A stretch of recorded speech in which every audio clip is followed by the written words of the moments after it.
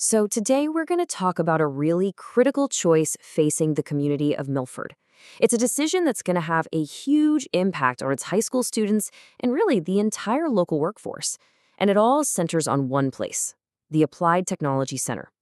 The big question is it ready for the future or is it kind of stuck in the past? So here's the game plan. First, we're going to look at the big picture, why this thing called career and technical education is such a game changer for students. Then we'll zoom right in on Milford Center as it is right now, and, well, you'll see why things need to change, and fast. After that, we'll check out the specific plan on the table, and finally, we'll talk about what it all boils down to, a huge community vote in March of 2026. Let's start with the people who matter the most here, the students. Emma Swanberg, who graduated a few years back, just says it perfectly. These programs are all about giving students a real head start, whether they're going to college or straight into a career. This is the kind of real personal impact we're talking about. So what in the world is Career and Technical Education, or CTE anyway? Well, it's not just another class. Think of it as a totally different way to learn.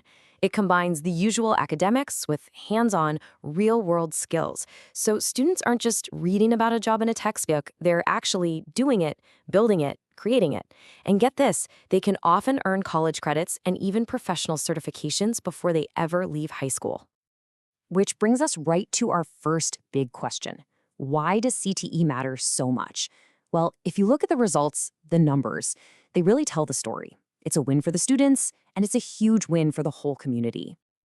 Just let this number sink in for a second.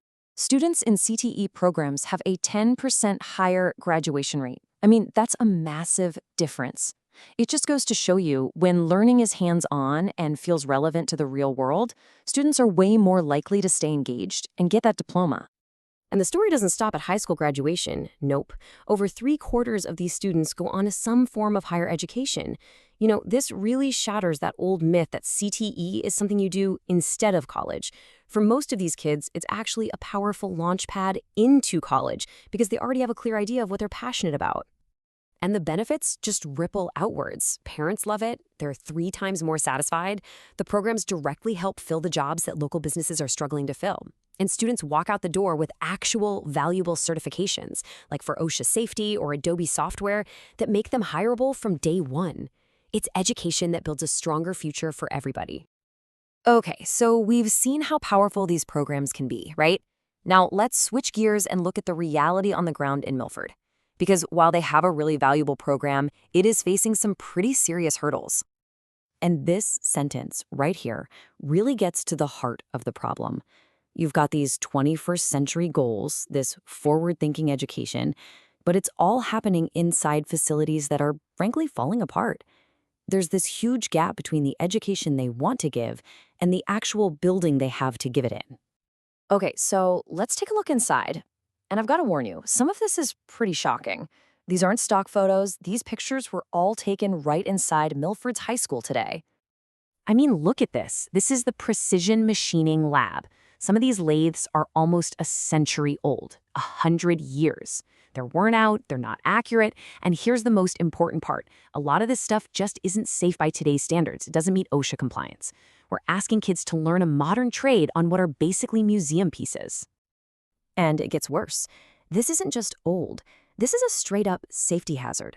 The dust collection system for these metal grinders is totally busted. That means tiny metal particles are just floating in the air that students and teachers are breathing all day. It's not a safe place to learn, period. And it's not just the equipment that's failing, it's the building itself. This is the ceiling in the culinary arts dining room. A space that should be clean and professional, but you can see it's just wrecked by constant roof leaks.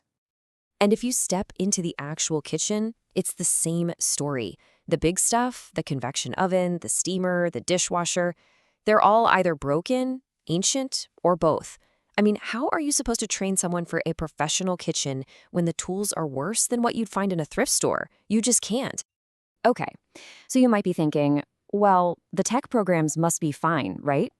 Wrong. They're trying to learn computer science on machines from 2016. Think about that. A 2016 computer. It can barely even log on. The network is painfully slow, and yep, you guessed it, more water stains on the ceiling. And check out video production. The classroom is the studio. They're crammed into the same tiny room. Because of that, only about 15% of the floor is actually usable for filming anything. And you see that professional lighting grid they have up there? Yeah, only 3 of the lights actually turn on. 3! It's just impossible to do good work in there. Okay, so the problems they're pretty bad. We've seen that. But the good news is there's a really smart, focused plan to fix all of it. It's called the CTE-only renovation project, and it's basically a blueprint for the future. And this isn't some pipe dream, it's a real detailed plan. You can see right here on the floor plan how they're going to renovate and modernize all those labs we just looked at. And this is huge. They're also adding space for brand new programs, things like electrical and power sports, that are in super high demand with local employers right now. So at the end of the day, what does this all add up to?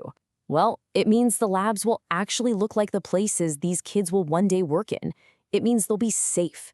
It means more kids can get into these amazing programs instead of being stuck on wait lists. It just makes the whole system work the way it's supposed to. Okay, the big question, the one everyone's asking. How much is this going to cost? And this is where the story gets really interesting. The whole thing costs $14.8 million. But, and this is the key part, look at this chart. The state of New Hampshire is ready to chip in $11 million.